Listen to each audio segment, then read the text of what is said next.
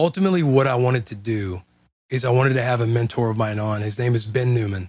Those times of adversity when you doubt yourself the most and there's a lot of anxieties, he helped me recenter, rebalance, recalibrate, um, get back to talking to myself the right way, daily habits, all of it, right? He was there to help guide me.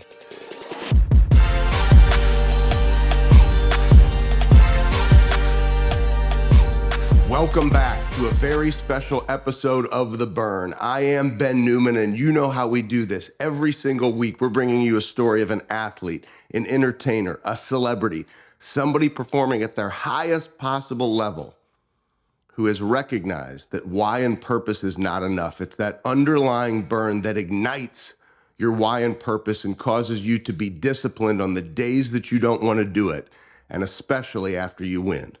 You have heard me say many times in the past, this is a special episode. Today is a very, very special episode. Not only will this be the longest episode of The Burn in the Burn's history as we approach 200 episodes in our 5th season, this is a special episode that really highlights the why and the how we are here on The Burn. The why and the how I've been able to do all of the work that I've done in collegiate football and in the NFL. It's the how and the why that Compton jersey is hanging behind me in my office. Will Compton is the first NFL player who gave me his trust, that I could help him think differently, show up differently, and embrace the improbable when he was an underdog as an undrafted free agent heading into his rookie season in 2013 with the Washington Redskins, 7 out of 7 on the depth chart. He believed and I believed the first day that we met. What you will hear is a special interview that he's given us permission to share when I flew down to Nashville for Bussin' with the Boys. Will and I, one-on-one, talking about his career, talking about our relationship, our work together, our friendship, and talking about the underdog mentality that I know will help you on your journey. These stories will resonate. These stories will impact you. These stories might change your life. Will's story has changed mine.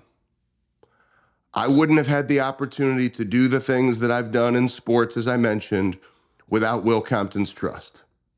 For that, I am forever indebted to him. This won't be the only time my eyes get wet. They do in this episode as well, because it's special, because it's real, and you get to go behind the scenes with us. Will Compton has now officially announced his retirement from the NFL. He and I joked during this episode that now the clock begins for the 5 years before he's on the ballot to get inducted into the Pro Football Hall of Fame. Now that may never happen.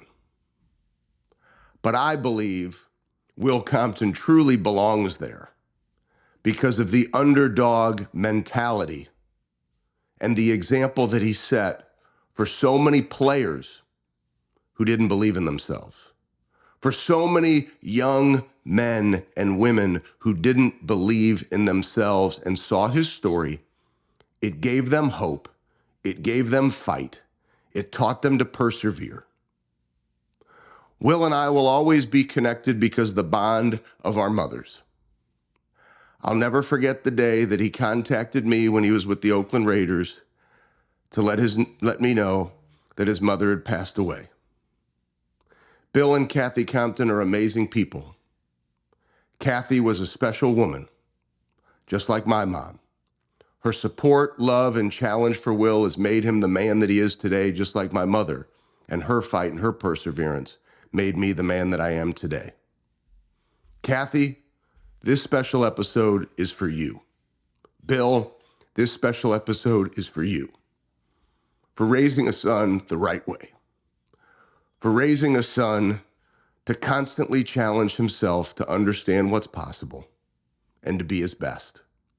And Will, I can never thank you enough for your trust, your friendship, and I promise you, brother, you are only scratching the surface. I am in your corner forever, and the best is yet to come. Congrats on an incredible 9 years, really 10. Congrats on that clock starting for the Hall of Fame. I love you, brother. We are in this fight together forever. Enjoy this very special episode of The Burn.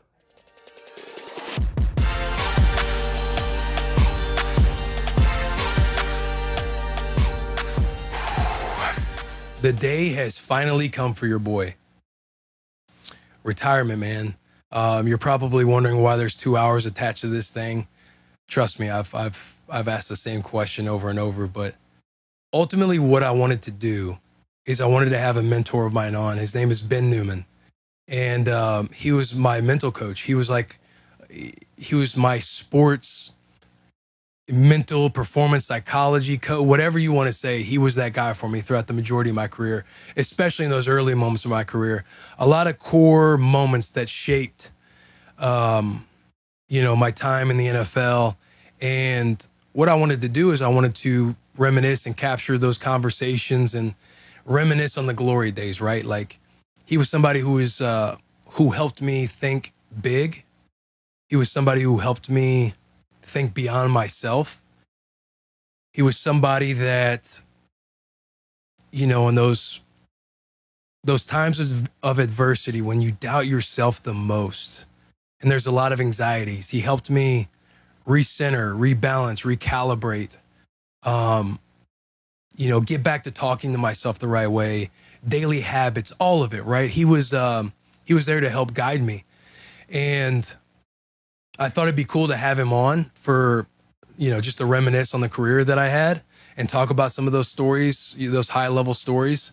And I thought it'd be cool to do it for for 3 reasons. First, personally, I think one day when I'm old and wanting to reminisce on the old days and reminisce on some of the memories that were had, I think it'd be cool to pop open a cold one, pour myself some whiskey, and just sit and relive those glory days. Those days that'll come where the world the world forgets about you.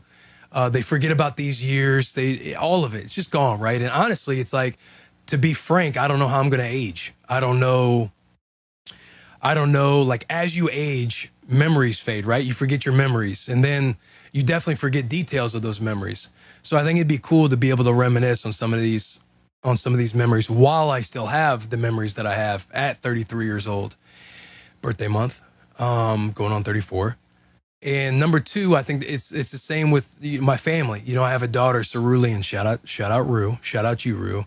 If my wife and I are fortunate enough to have more kids, I'll have other kids that'll grow up, and if they want to be curious about their old man or their dad, or if they have kids and their kids want to be curious about their grandpa. And I know my old man, my dad, he's a very proud father. He's very proud of me, and I know he loves to reminisce on the good old days. And my brothers, they'll have hopefully big families of their own, and maybe my nephews, nieces, whatever, they might want to know what their uncle was about. But I thought it'd be cool to capture those. And lastly, man, it's like, I like to believe that if you're at a place of, you've been able to go about the path and achieve, dreams that you had. Like, I got to live out my biggest dream, and that was being an NFL player. And with that was a lot of adversity and trials and tribulations and hurdles and, a lot of things that everybody goes through in their own life, right? And I think it's important to share those things. I think, aside from all your achievement, I think it's just as important, if not more important, on what you leave behind and how you can share what you learned throughout the journey. And there's this, there's this story in the book called The Warrior of the Light. And if you get a chance to read it, it's a phenomenal book. But there's a story about the warrior, and he's sitting around the fire with the couple of his mates, a couple of the boys. And one of his friends asks him, they're reminiscing, they're talking about their conquests, their successes, their, their struggles, their strategies to overcome. And, one of his boys asked him while they're all sitting around the fire, why share all this? Why share all this? Because you're ultimately giving strategy to others. You're, what if there is nothing at the end of this? Why share it if it means nothing? And the warrior essentially looked at him and smiled and basically said that the day where we get to the end and we find that there is no paradise, he doesn't want his struggle to be for nothing. And so I think sharing these stories and sharing the struggle, the highs and lows and everything else, I think it'll be cool to look back on fondly one day. And if anybody gains inspiration from it, pulls from it, gets to lean on it, that's fucking awesome. And if anybody in my family gets curious about any of this shit one day, it'll be cool to have this. But yeah, man, I'll go ahead and kick this over to my conversation and my podcast with Ben Newman. Feels like a weird. It's just like it's a fucking deep breath or something. I know, it feels like a weird air. We're sitting in here talking about the retirement of it all, but everybody who's tuned in, welcome to a special little episode of Bussin with the Boys. As you guys know, like I just said in that little clip before, I am officially done with the NFL. I have my guy Ben Newman here, who is a speaker. He's an author. He's somebody that was a mentor of mine in core years of my NFL life. Basically the start of it from rookie year. I mean, heavy into, going into like year 7. We've obviously always been like family since then, but having this kind of conversation and talking about it, just to have it in the vault and kind of reflect on one day when I'm old and gray, and when Rue gets older and she gets to see her old man at 33 retiring. Here's where it's like it gets a little weirdly emotional, but yeah, that's why it was important for me to have you on and kind of talk about it all. I know we're going to get into it and it's going to make both of us emotional right away, but the stories that your mom would tell of taking you to the camps, you want to start from the mom angle right out of the gate. Hey, I mean, it's just, it's one of the connections that we had, right? The family connection. Like, it's one of the things I respected so much. Like, you wanted to honor your family. You wanted to be an example for your brothers. You wanted to be able to do this and provide this and an example for kids in Bonterra. And it was always bigger than Will. And as much as like you wanted to have that jersey on, you wanted to make a roster, so many of our conversations that we'll get into, it was always bigger than you.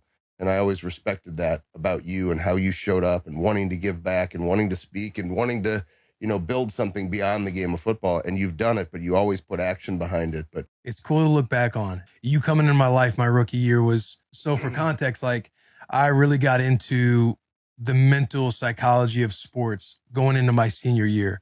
Rex in college at Nebraska, Rex Burkhead always carried himself in such a way that was so confident, and everything seemed like it was water off his back. Like if he got coached hard, because we were coached by Bo Pelini. I mean, he was a motherfucker. He'd motherfuck you. And I know when you're young going through that, there's a lot of times where you're like, oh, you can't miss this tackle in space, or you don't want to mess up. You play not to mess up. You play not to mess up. And then as I like learned in that book called The Mental Edge by Kenneth Baum, is we use our brains so much as a disadvantage because we just naturally think like, if we think about failure, that failure will come to us in some certain way. But I talk about that book because I asked Rex, like, hey, do you have anything going into our senior year? And he hands me this beat up book, The Mental Edge. And he's like, read this. And I read it and my mind was blown away from it. It kind of helped. That's what helped just set all my vision and goals for pro day when I didn't get invited to the combine. So I always loved the idea of the mental psychology of sport. And after OTAs and mini camp with the Redskins my rookie year, one of my buddies connected us on Twitter.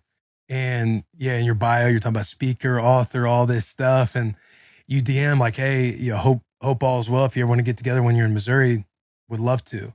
And here I am reading your DM thinking like, oh, this would be awesome. I can work with somebody versus reading it out of a book. I can work with somebody one-on-one on all this mental stuff. Because again, like I was at the bottom of you're at the bottom of every fucking depth chart, like special teams, third string, in the linebacker room. 7 with London Fletcher, Hall of Famers. Linebacker room was we were 7 deep, and you had London Fletcher, Perry Riley, Keenan Robinson, um, at that time Brian Keel. You had all these guys, and then even another undrafted rookie ahead of me in my spot at being an undrafted rookie.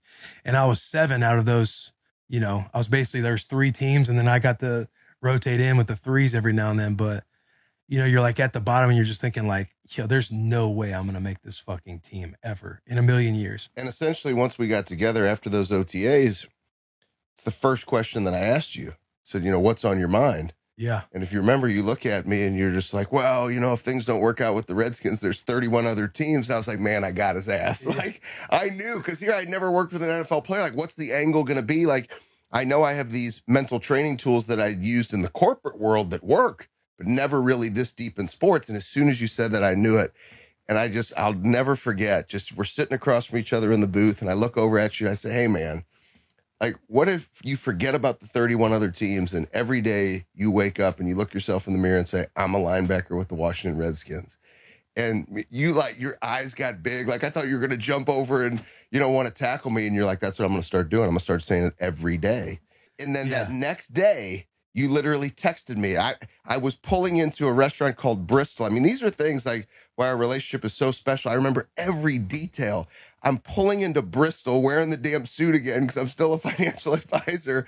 And I'm pulling in and I get this text message, hey, do you drink coffee? I'm like, what the hell do I drink coffee? What kind of a text message is, I just met you yesterday. I'm like, yes, I drink coffee, having no idea where this is going to go. You then say, great post-workout drink, coffee, whey protein, and honey.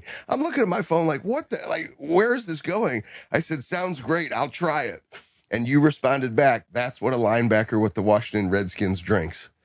And I thought, holy shit, like, this kid, but you made the choice to say, I'm going to start thinking differently. Every Monday we'd meet. Every Monday for 4 weeks until training camp. Straight. You'd have me do homework when I go home. We're like working out. I'm having my little brother Wyatt. He's like timing me and all my gassers because we're preparing for this awful conditioning test. It makes me want to lay on railroad tracks thinking about it. But we'd have to run 10 half gassers, and then it'd be a 45-second rest. But while you're resting, 40 seconds of it, you're planking.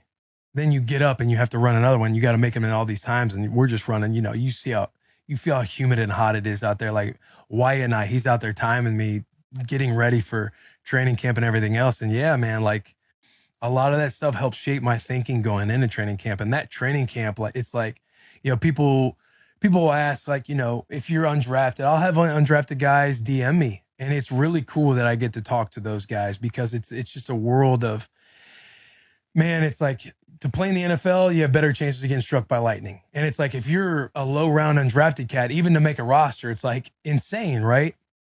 And everybody always wants like this formula. And there is like luck and timing that is involved with it because I don't even have the opportunity unless Keenan Robinson goes down on day 1 of training camp. He tears his pec. Again, London Fletcher, Perry Riley, Keenan Robinson is there. He was coming off IR from the year before, a fourth round pick out of Texas who was a stud, and he tears his pec opening day. And so right then and there, I go from 7th on the depth chart to now where I get to solidify myself working with the threes. And then, even then, like all this stuff we were doing, right. And I'm prepared. I'm like, I've been game planning our offense all off season, doing all that sort of thing. So anytime I did get a few snaps during practice, I would be loud, proud, vocal, probably know what play's coming because you're running against the threes. They're trying to run basic install stuff. And then the guy, the undrafted rookie ahead of me, Jeremy Kimbrough, shout out the boy Jeremy, he tears his hamstring. And he's out for like 2 to 3 weeks because it was a bad hamstring injury. And then I get thrusted into the twos. And just like that, you're like getting your opportunity to play. That's when everything you do work for, you have to be ready when your opportunity comes. You just don't know when it's ever going to come. And that's one of the unique things about you. You embraced an underdog mentality when really for the first time in your life, some of those Nike camps that you went to, like you may have questioned yourself, But coming out of Bonne Terre, Missouri, you were a huge recruit. I mean, let's call it what it is. Bo Pelini flew the damn plane in to watch bowl games. I mean, you were a highly sought after recruit. University of Missouri was pissed off that you didn't commit there. You go and become one of the all-time leading tacklers in the history of Nebraska football. You're a captain. Like when you're told like you're undrafted, a lot of guys, they can't handle that. And then for you to embrace that, show up to camp and be prepared for that moment, like you own that underdog mentality. Most people don't want that. And I think a lot of these guys who now reach out to you is because you become such a great example because of the fact that you were ready, that you didn't say, hey, no, the underdog gave you that chip on your shoulder. And I think that's something you embraced. And then you tackled, what are the little things that I can do? And I remember asking you that first meeting, I'm like, hey, what made you a captain at Nebraska? And you were like, hey, I used to pay attention to nutrition. I used to read every day. I would break down film. I said, well, let's start doing those things again. And then you did, as opposed to saying, woe is me. I'm on the depth chart, man. I ain't going to make it. I mean, I appreciate what you're saying here, but like, this ain't happening for me. And you stayed focused on what you can control, and you were ready for that moment. Yeah, it's hard. You talk about like embracing the underdog mentality too. It's definitely like there's a lot of pride with that. I look back now and I'm more proud of coming from that situation than I was at the time. I know at the time, I remember one of my best friends, John, him and his wife came into town, and I remember telling him like, hey, this is going to be the only year I play. Like, this fucking sucks. I hated training camp. I just, it wasn't fun. And the reason why it wasn't fun is because I wasn't seen as a guy. and then the ball bounces your way. And then when you're running with the twos and then you're getting some opportunity, the moment that I'm sure we'll get into and talk about, and then you start getting seen as like, oh shit, this kid can play. I was on practice squad that whole year, but anytime you're behind the 8 ball, it fucking sucks. It's like when I didn't get drafted, it's not even the get drafted part, but when I didn't get invited to the combine, like that was a tough pill to swallow. Cause again, I was just mad at the world. It's just like, but you ultimately have to understand that the sun rises the next day, and you have to either change your outlook on it and start progressing toward whatever you want, like whatever you have written down. But what actually in that moment, like that mindset that you had, because that was far before, I appreciate when you try to give me credit and things, but you always did the work, you always did the thinking. But well before me, was it your mom? Was it your dad? Who instilled that belief in you? Well, without getting emotional,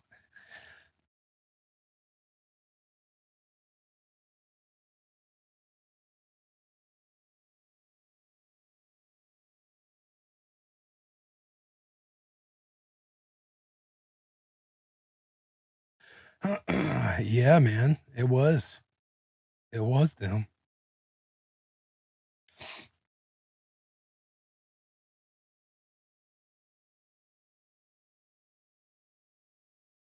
Do my best not to make a joke. Hey, yeah, it was. Hey, I mean, be real. No, I know. I mean, make a joke for crying. No, I'm saying I want you in this moment. I want you to be real for your mom. Yeah, because she's listening to you. Well, it's tough to fully do that because you start just like you start losing the words. But yeah, man.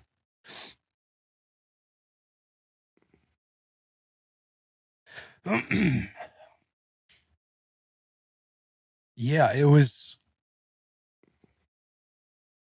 You grow up in this small fucking house in Park Hills, and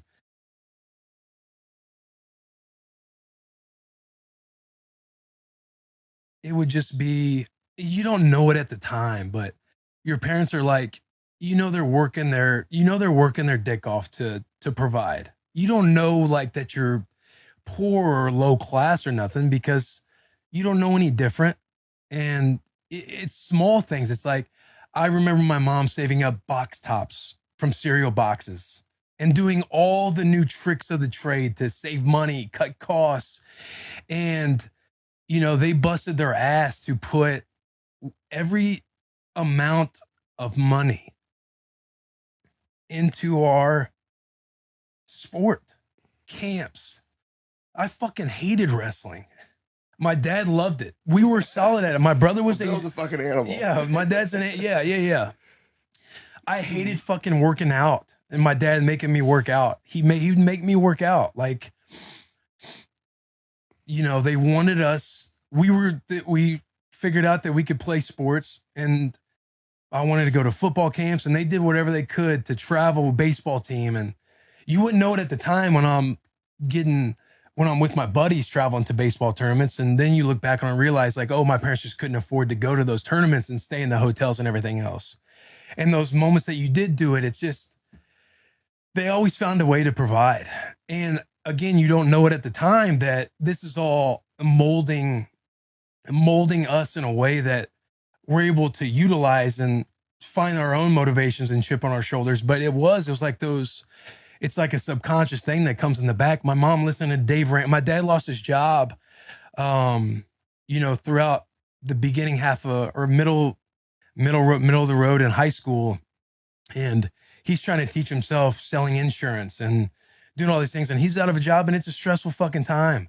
And my mom's got Dave Ramsey radio on every morning, figuring out how you do this snowball effect, the baby steps. And I never cared to hear it. I wanted an allowance. Everybody else is getting a fucking allowance, wearing stupid ass Abercrombie and Hollister. And why do I got to wear Aeropostale? You know what I mean? Like, and again, you don't know it. You don't know it then, man. But it like, those are things that you reflect on. And then when you do get the opportunities, it's like, fortunately, my dad showed me Rocky at a young age and talked about Walter Payton, that he would run hills until he puked. And when I'd get in trouble, he'd be like, well, Walter Payton, when he'd show up and not have the dishes done in the middle of the night, they'd wake him up out of bed. And you had all this storytelling based on motivations because I love football. So there was, yeah, it's hard to articulate everything they did, but recalling all these stories, when you grow up in a county like St. Francis County, and I'm not to shit on it, but you're in a small town. The closest city's an hour away. It's a generational area. Not that people don't get out and they're bums and everything else, but you don't know any different because you don't leave a whole lot. You don't know how to think big. The only way to think big is movies and sports. And oh, the Cowboys won the Super Bowl. My dad buys a whole DVD set. And then I'm watching these documentaries and you're just thinking, man, this is the coolest fucking thing in the world. Like, how do I do that? Writing, I want to be an NFL player when I'm in 8th grade, when we're in career classes. And knowing that everybody thinks like, yo, this fucking kid's ridiculous. Your boy was a stud running back in the day. I'm talking a pup, but I wanted to be the next Walter Payton. I wanted to be Eddie George because I knew I was taller and bigger. And you want to be the greatest running back of all time, only to find out you're a defensive guy. But you just knew when I was going to the next phase, Nebraska, that there were people in our area that like, we'll see what he does. People always fizzle out. Nobody ever really makes it. So that accumulated with learning that kind of background. I know I kind of went off on tangents there. I just want to capture some. It's a huge testament to your parents and capturing that mindset. It's one thing to see the movies, but it's another thing. I know how hard your parents worked, but also hammered and kept instilling those values. Because not only you, there were 3 collegiate athletes in your house, and there were 3 kids in your house. Yeah. So it's a pretty amazing thing, when you look back at how amazing your parents are and the job that they did. It's insane, man. But one day you look back, and then all these memories that are coming up, it's like, it does kind of get ingrained in your mind about the sacrifices they made. But at those moments, they're not the heroes in your movie. Now it's like they're the fucking only heroes you want to reflect on. Yeah. She's so proud of you. I know. Dude, it was I think back to just the number of times, because you are so freaking high maintenance, and you try to play this off of bro, like, my God, are you high maintenance? I mean, like, it's all relative, right? Mom's got to bring your truck out to, it's just the sacrifices your mom made. I mean, it was like, if you were moving, like, your mom would have been like, get me the U-Haul, put it on the back of the truck, I'll drive the truck out, we'll go do your thing. I mean, your mom was just lived a life of sacrifice. I mean, being a teacher, being a principal, being the leader of your family. I mean, she was an amazing woman she would drop anything. The big tailgate she would throw were like, Freaking all of Bonterra's coming. I mean, we're in Kansas City, and there's 200, 250 people from Bonterra. Sweetheart, you were there. My wife is sitting back during this. And we had 200 to 250 people at the Kansas City Chiefs game, Washington at Kansas City, primetime game. And I'm not even playing in the game like that. I'm on special teams, bro. I'm the backup. And there's like, my mom's like, oh, you know, you got to come to the hotel. Like, we rent out the conference room for dinner. People came. They want to, you know, you need to go in and show face and say hi. And see, that's why I think it's so important that, you know, now, you know, as a parent, that, you know, we'll never be perfect, right? I'll never be a perfect husband. I'll never be a perfect father, but you try your best and instill these lessons because you were listening, you know, and it did change your life. And, you know, those practices that you hated, you know, how many times with those messages that actually got you through? Because you and I have talked about it. There's so many people, you know, you know, you were the first one, but now I've been blessed to continue to work in this league and help and mentor so many players. But there's guys that just break because they don't know how to think. They didn't have those lessons. They didn't have that push. They didn't have that example. And it's amazing that you took it and you just ran with it. It's incredible. I appreciate that. Can I take you to a moment? Yeah. Training camp. Which one? The first one. I think we got to dive into this moment. Yeah, one of the core moments of my career. It's like, you know, if you look back, what are some moments that allowed the breakthrough and everything else? Like I was saying earlier, Keenan went down with the pec. I get to go with threes. And now, mind you, like when you're an undrafted player, you need things to go your way. You need injury to happen. You need those things to happen if you're going to get any fucking opportunity. Because again, you're at the bottom. Like, you getting put on the team, the focus is on the draft picks and the guys who are going to be on the 53-man roster, your ones and twos. That's who they really care about. Like, let's polish this up. Let's get going. Let's get ready for the season. So as an undrafted guy, they either find a diamond in the rough if you execute, or he is who he thought he was, cut him, go to the next guy. It's just a revolving door. So when you do get your opportunities, they're few and far in between. So when I'm working in with the threes or working with the threes, you're only getting a few reps a day. You fucking better be right when you're out there. Even when you are, again, it's all right, one's back in. You ready to see the big dogs. You're ready to see, at that moment, my rookie year, you're ready to see RG3, Santana Moss, and London Fletcher and all these cats, man. Brandon Merriweather, D'Angelo Hall, dogs. Again, Perry Riley. And, you know, when Kimbrough goes down and I get to go in with the twos, it's, fuck, I'm getting an opportunity. This is real. Now I get to run with the twos. And you put a practice or two together, good practice. And again, nothing's being said to you because you're not a focal point. And I remember tweaking my hamstring. in a one-on-one. Base got wide. I leaned and felt a pop like up top of my hamstring, like in my ass basically. And I was finally getting my opportunity to run with twos. And that night, man, I could barely walk in my hotel room, to where I'm literally in tears because I'm so disappointed that this is happening, that I'm finally getting my moment to be out there with the second unit while other people are down, because the best ability is availability. When you do get that shot, you better fucking run with it, especially if you're a bottom guy, because you only get one life. You only get one life when you're on the lower echelon of guys. And I was just in tears, man. I thank God you come. Not that I'm going to quit and fucking leave and everything else, but I remember that last visit we had after the 4 weeks of meeting in the summer. Yeah, hey, man, I would love to come out during training camp for a few days and just make sure your head's on straight. I was like, oh, man, I'd love that. I fired up. Like, again, you've like taught me some something. I'm like, hell yeah, hell yeah. You're driving this fucking Mercedes and wearing the suit. Like, I'm enamored. If you're selling something on the network marketing level, I'm buying all in. And I was like, man, that'd be awesome. And it just so happened that day is the day you flew out for the next morning, because that walkthrough, I had to hide behind.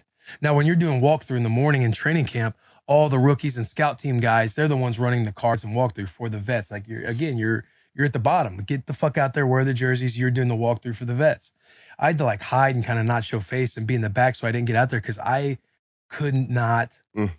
It was brutal. And I remember going to Elliot, Dr. Evil, Elliot German. I hate that I'm butchering your last name, brother, but I call him Dr. Evil. That's along paying homage to Dr. Evil in Nebraska, Mark Meyer.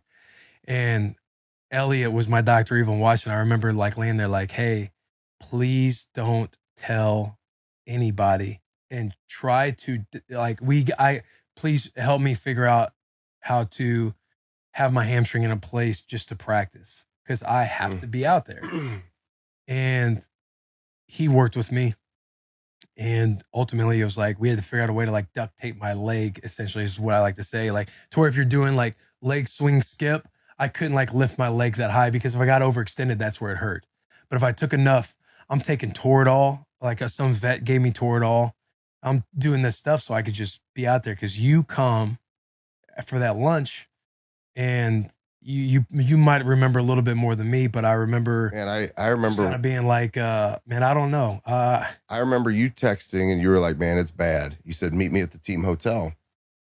And I go over to the team hotel. Man, it was pouring down rain that day.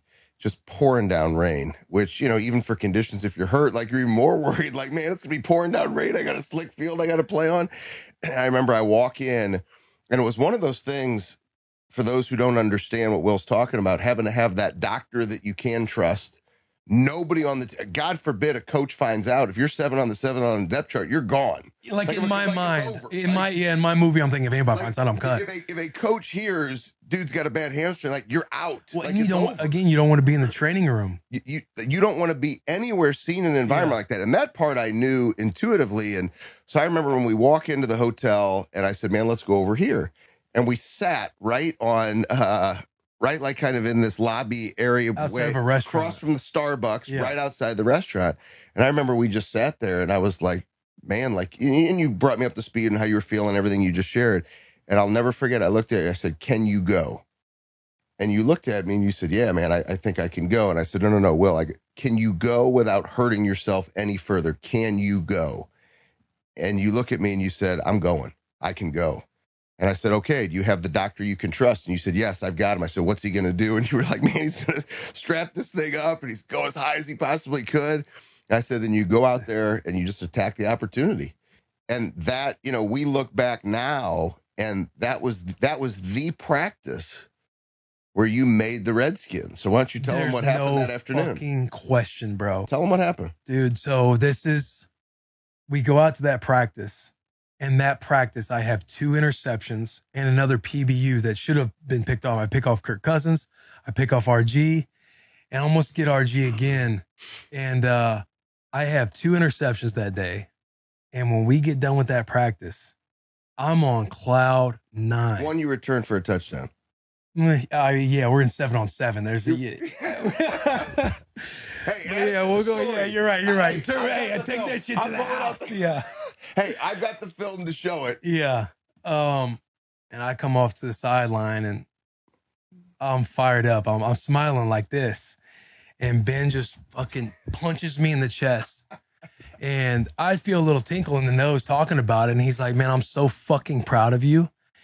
And yeah, man, that was a moment. That was truly like a moment of, because then that night we stay in, which is awesome. We're here in Nashville right now, but my first preseason game of all time is in Nissan Stadium.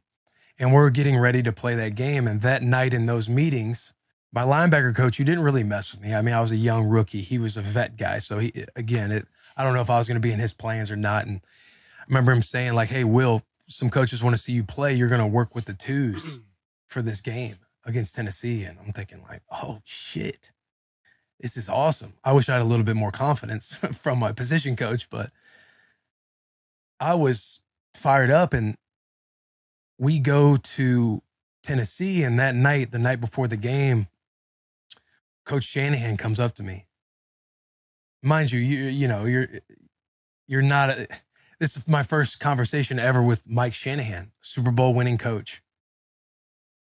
And he's like, oh, Mr. Interception. And I'm thinking, this motherfucker is calling me Mr. Interception. This head coach that again, a Super Bowl champion, somebody that's like, you know, the Shanahan name, Coach Terrell Davis, Shannon Sharp, John Elway. And I would watch. I'd play with the Denver Broncos on game day 96 back on PlayStation with my old man when he'd take me to Toys R Us on and off, when he would skip work and he'd take me out of school. And that head coach is calling me Mr. Interception. And he said, hey, let it rip tomorrow.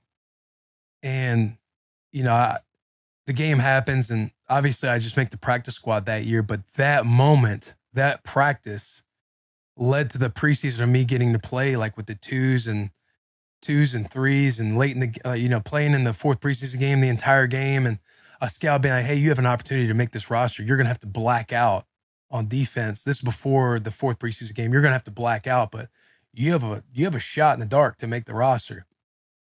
Didn't end up making the roster.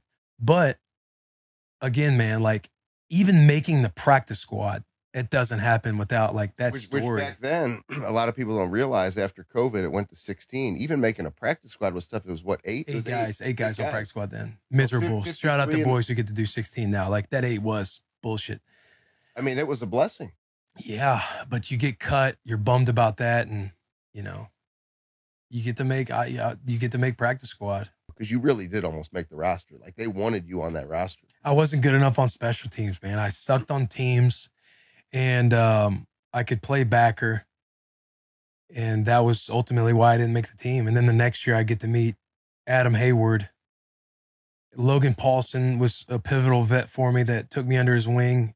Reed Dowdy, this white safety, no-name cat, undrafted as well, would teach me some things. But Adam Hayward, I remember, put his arm around me and taught me teams. He's like, hey, if you're going to be in this league, you're going to have to play special. Huge shout out to Uncle Wood. Huge shout out to Uncle Wood. Talk about a special guy. He was the one who started the be a wolf, like fucking wolf, the wolf pack mentality and this, that, the other. Like he was a dog, but yeah, he taught me how to play special teams because ultimately that's what allowed me to make the team the next year.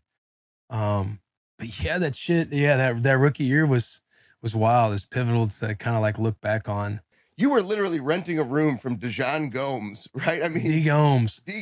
You're, as long as I watched his English Bulldog, he would allow me to rent his apartment for $700, which was a steal. When these are parts of the story people have no idea that, like, they would think like you're probably living in some palace, right? Because you're on practice squad from your college teammate. Yeah. And then we start doing this visioning, and I'll never forget. I mean, you're talking about I'm going to be a speaker. I want to give back to the community. I want to throw camps. And then you look at me, it was the first time you said it to me. You're like, man, I got to take advantage because when you're playing in the league, man, you're better looking and your jokes are funnier. I've been saying that. That's been your line forever.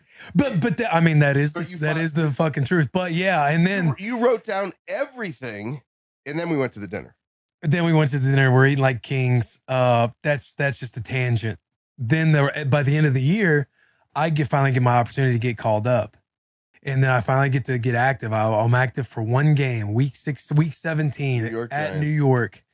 And I back up London Fletcher's last game of his Hall of Fame career and get in the stat book, get one tackle, and finish out the year like being active, right? Like it's like that's I remember calling my dad and being teary-eyed and like, I'm getting active. Like I'm playing in the NFL for real, not in a preseason game. I cried when I got the phone call. Yeah. You.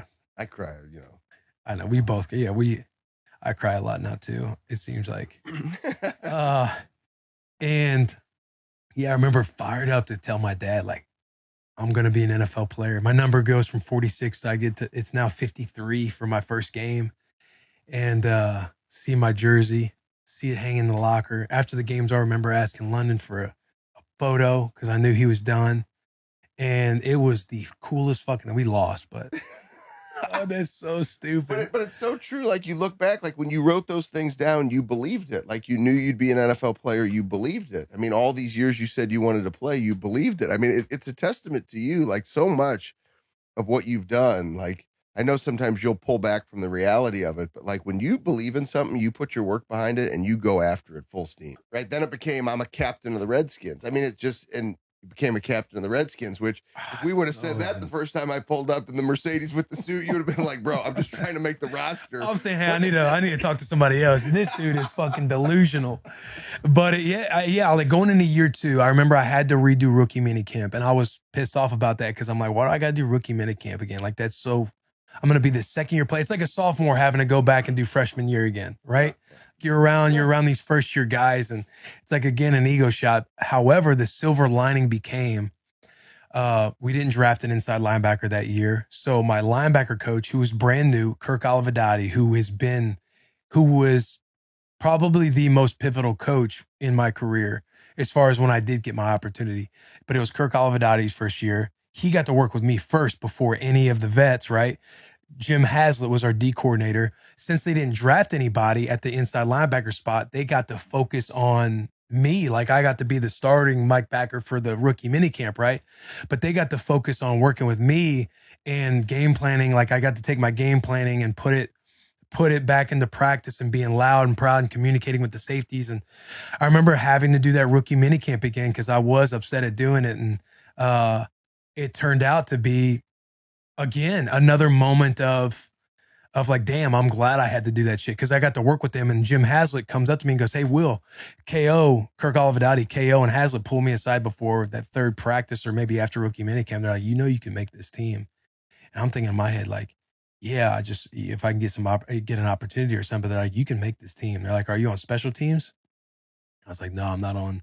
I'm on like the third team on every special teams.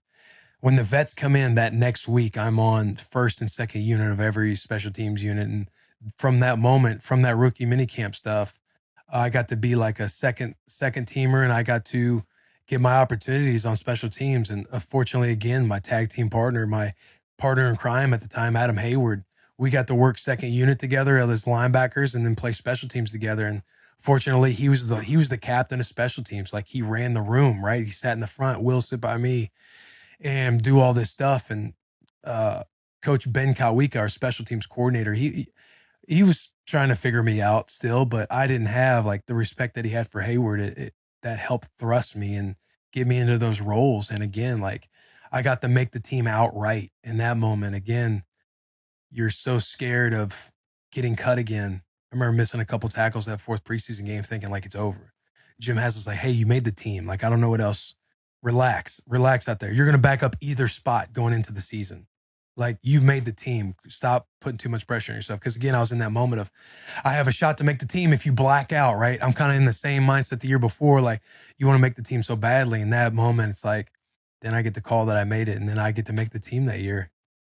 And that year 2, I got to start 5 games, 2 of which I played like a backup. KO reminds me after those games, it was the Arizona Cardinals and Tennessee Titans. It's like, hey, you played well, but you played like a backup. Your next step will be, how do you push for a starting role? How do you play like somebody you need to have on this roster?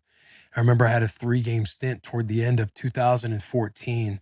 And in those three games, I think I had 14 tackles, 9 and 12. And then the last week, Perry Riley comes back, or whoever was injured comes back, and I don't play the last week of the game, but had a hell of a fucking 3-game stint that was like, I had my exit meeting, and I sat down on my exit meeting that year because we ended the year shitty, right? Like that was the year Dallas, Des Bryant, the catch, Green Bay Packers championship game. But I remember being in that exit interview before I'm packed up and loaded to drive home with mom. And he goes, Coach Olivedati goes, hey, look, you're not going to win this job in spring. You're not prettier than any of these athletes we're going to draft. You're not prettier than anybody in a helmet and shorts. But I expect you to win this job when the pads come on in training camp. Essentially like, hey, you're not the best athlete. You're going to have to win in some other form or fashion. However, I'm going to try and get you as many opportunities as possible to do so. And, I don't win the job outright that 3rd year, but I eventually get to take over. I think it was week 8 in year 3. And that's when I start 9 games, I believe. And then the next year was, yeah, that shit is nuts to look back on. And then the 5th year, you were captain. Year 4 was captain. Year 5 was when Zach Brown comes. Yep.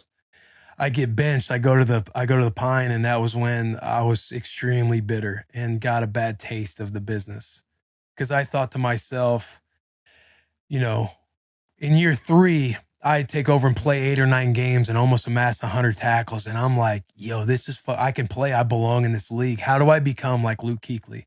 How do I be the poor man's Luke Kuechly that plays from the neck up, knows all this stuff? Can't quite make these plays this motherfucker's out there making, but it goes back to writing all this stuff down. Like there's a little bit of delusion you need to have when trying to go after some of these ambitions. And it was, even though I was never going to be like Luke Kuechly, but it's like, why fucking not? Why can't I do everything possible to try to be? And then to playing those games and start or sitting the last half of the Dallas Cowboys game, week 17, after I have that interception with Kellen Moore, Jay Gruden comes up to me and goes, who would have thought that you'd be standing here? We're resting you for the playoffs from you being practice squad a couple years ago. And I'm sitting there with a backwards hat looking ridiculous. And I'm like, yeah, I know, it's awesome, right? And we lose with Green Bay, the wild card game. I was there for the game. I fly for the game. Yeah. I can go off on a tangent on why we should have beat those motherfuckers, but we lose in the playoffs. But again, that next year I started they didn't draft anybody. I got to be the guy. I was voted captain, which was the biggest honor and the biggest honor I've ever had. Like I've had ever. That is crazy to think about. And then year 5, 2017, you kind of just think like they're going to do right by you. I'm a captain. I'm a starter. I was undrafted. Like maybe I'll get a contract. Maybe I'll get an extension because they pegged me as an exclusive rights free agent. You kind of like learn like, why in the fuck am I having to, why are they treating me like that? And then you kind of just don't know the game like that. You're still this kid that's wanting to get next step. And then when Zach Brown comes in and you kind of get benched for reasons of him being a Pro Bowler, but they moved Foster over to my spot. And Mason was a hell of a linebacker. And to get told that you're going to go back to the bench when I had a hell of a training camp in year 5, I'm sure you want to hit on something in year 4, but getting told that and getting told the reasoning for getting benched was Mason got out of bad situations better than me, which is true. It goes back to that tangible, intangible thing. Like it was, Will, you have to be perfect before the snap and at the snap to have success. And if not, you get behind a play, you don't have those tangible things that get you out of those bad situations. You don't have the long arms. You don't have the top end speed, the hips, the turning and running. That's why I had to lean on and study so much, is you had to play from the neck up and be ahead of the game when you got out there, because you couldn't have much room for error. Not with these freaks that are fucking out on that field. But when I got told that, and then I was just super bitter and hated everybody in that 2017 year. Then I got to have that middle finger game in Seattle where I picked off Russell Wilson. Yeah, the middle finger game. And I just remember being on the bus and be like, fuck them all. And feeling like I knew I could do, because the week before, Mason Foster plays for like 6-7 weeks. He tears his labrum in the St. Louis Rams game. And I'm thinking I'm going to go out there and I'm going to get now my opportunity. Again, you never wish for nobody to get injured. But again, when you're in the spot like this, you need to get opportunity again. You need somebody to go down because you're not thought of as the guy you're going to, hey, we need him to start. We need to move somebody off the starting lineup. It's like, that's the world I'd live in my entire career, which is fine. It's whatever. But Mason tears his labrum, ends up picking somebody off, ends up picking, I forget the quarterback, Goff. He ends up picking Goff off at the end of the game. Has a big heroic moment. I'm like, fuck, if only I could have been in, because he went back out. He tore his labrum, goes back in the game, dog. And he ends up going on IR because his shoulders bothered him throughout the year, and it's just painful. And everybody's kind of dicking with him, with whether it's training room, coaches. That's a whole nother conversation. But he goes down, and then they split reps with me and Spate in 2017. Spate, good player. However, good kid. Good kid, man. Good dude. But it was almost like a slap in the face of me, because when I got benched, it was going to be like, hey, you're the first guy in at either spot type of thing. Like I had still played the 2 years that I had started 30, 25, 30 games at that point. And so I'm thinking I'm going to be the first guy in. But when Mason goes on IR, they end up splitting reps between me and Spate. And I'm thinking, what the fuck? And I'm on my restricted free agent year. So I'm on my last year with Washington. And it's like, well, we're not gonna, you start to play the game in your head. Are they not trying to play me since it's going to be my last year? I'm not going to be in their future plans. They want Spade because he's still on his rookie deal. And I was pissed. I remember going into KO's office being like, hey, like basically fuck you. I was like, why stop blowing smoke up my ass? Because when they benched me, I was like, you know, I just wanted to go in the meetings, take all the notes in the world, not talk to the coaches, just be amongst the boys, be amongst the guys and not be who I should have been, honestly, looking back on. But again, I was mad. I was mad at my own situation again. And when it became time for me to get to play, I played base reps, Spate played nickel reps. Now, if you know about this day and age of football, you're out there in nickel packages more than base. Like I'm getting 15 snaps a game compared to Spate, who's getting 35, 40 or whatever. And when they split reps for us in Dallas, I was fucking so pissed that I go into KO's room and I was like, why you guys just keep blowing smoke up my ass? Why do I have to learn in special teams meetings what our situation is going to be in our room before I hear it from you? And if I would have known this, I would have tried getting out of here when we could have had a bye week. Like, but everybody just says you're the next guy if something happens. And now something happens and it's me and Spate splitting reps. And not only that, but Spate's really the guy. It's not me. Again, like mad, right? But also like being the victim. I'm just being like I feel like I'm being now that I'm talking about it, I'm like, oh, I'm being a little bitch going into the coach's office, being upset about my situation. I remember leaving his room upset. Jay Gruden comes in. He's like, oh, what's wrong with Comp? And I kind of just blow by him. And he's like, hey, you know, everybody can use a hug. And I'm like, oh, don't touch me. And Mineski comes out, Comp, what's wrong? And I just kind of go off and go to practice, do my thing at practice. They're like, hey, we don't know if you can play a full game. Like you haven't started this whole year. We need to get your wind, yada, yada, yada. I'm like, just leave me be. Like, I get this. Like, just let me, because no matter what, my thought, even though as mad as I am, I'm thinking to myself, if I don't play well in the base reps that I do get against Dallas, who will run base in 12 personnel and bigger personnel because they're going to run the rock with Zeke. If I don't play well in my small reps, I'm ultimately going to confirm that is Spate that needs to be out in the field. So you're still in this spot that you're mad that you have to be in that because you're like, I have to like make them, I don't know. And if I do play well, I have to play well enough to show those motherfuckers that, hey, you do need to be playing me. But if I do play bad, it's like I'm proving them right that they're making the right decision. So you're still in a spot to where I have to play to where I'm helping them out, even though you want to give the middle finger to them and not play well for them. And we play Dallas, and I play well in Dallas in the role that I was in. And that next week, KO calls me. He's like, hey, you're going to be the guy for Seattle. And so I was like, fuck yeah. And then I got to play Seattle. I had 10 tackles. Sweetheart, you were there. She knew how I get emotional thinking about that moment because I was mad, dude. I just hated it. I hated the situation. I felt like I was wronged. You know how it is. You start pointing the finger at everybody else except yourself. And you want it to go your way.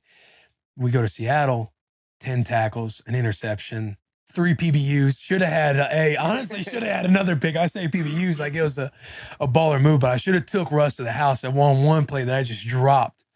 We win the game and we're diluted. We're depleted on the O-line. We have starters. We're back against the wall going into Seattle, the 12th man, and we had players down.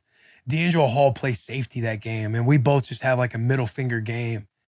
And I remember again going on that bus, getting on the bus and calling my dad. I remember talking to Kenny Bell, even Charo, my wife. Like, you're just like, fuck them all. Like you just showed it. You showed that you still belong in this game. KO calls the next week. Hey, everybody hears you. You got the keys. Like, you're the guy now. Rest of the year. Fucking blow my foot out against Minnesota. IR. Never see the field again. That was the list, Frank. That was the list, Frank. Right? That was the list, Frank. That sucked. But I was so happy I'll never forget because I didn't realize how serious of a thing it was. I thought somebody took a fucking gun to my foot. Oh, I remember you were like, no, list Frank is about as bad of a foot injury as you can have. Because it's going to linger. It's going to take a while to come back from it. It was devastating. Needed my wife to be at the house pretty much every day, helping me do everything while I played video games and sat in my sulk, sat in my shit, being bummed The silver lining of that, a player like Zach Vigil, neck up guy, gritty guy, never got his opportunities.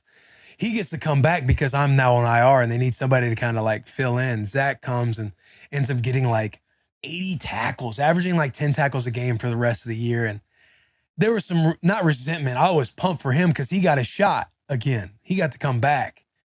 In my opinion, he should have been on the team with us, been on that roster with us. But I remember thinking like, man, if I could have put together 10 tackles a game for the rest of that year, just with like the middle finger going into free agency, that would have been awesome. I didn't get to though. I got injured, got on IR. Rest of the year, they thought it could be a 4-6 week injury, but my foot. I still feel arthritis in my foot. But then that's when ultimately I go to Tennessee. Sign with Tennessee. Can I mention one thing? Sure. Because I think this sets something up. Through all of this, you did always, because I remember, I mean, you'd be one of those veterans who would help other people. I mean, you were a captain for a reason because there was nobody who brought your heart and soul and for the boys really started in that locker room. Yeah, with Taylor and myself, man, we would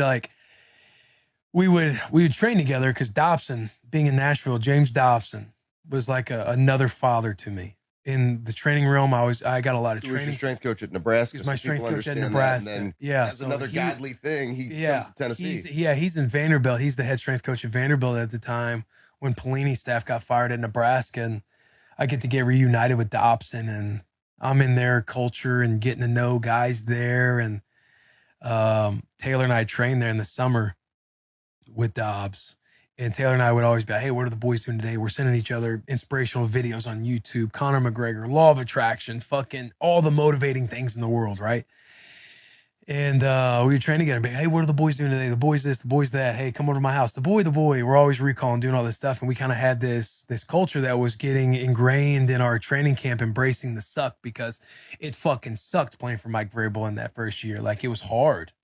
And it was, you're in a fight, right? You're trying to make the team. You're trying to prove yourself. Not only like, I feel like I'm going to be on the team, but I'm competing. Rashawn gets hurts his hamstring.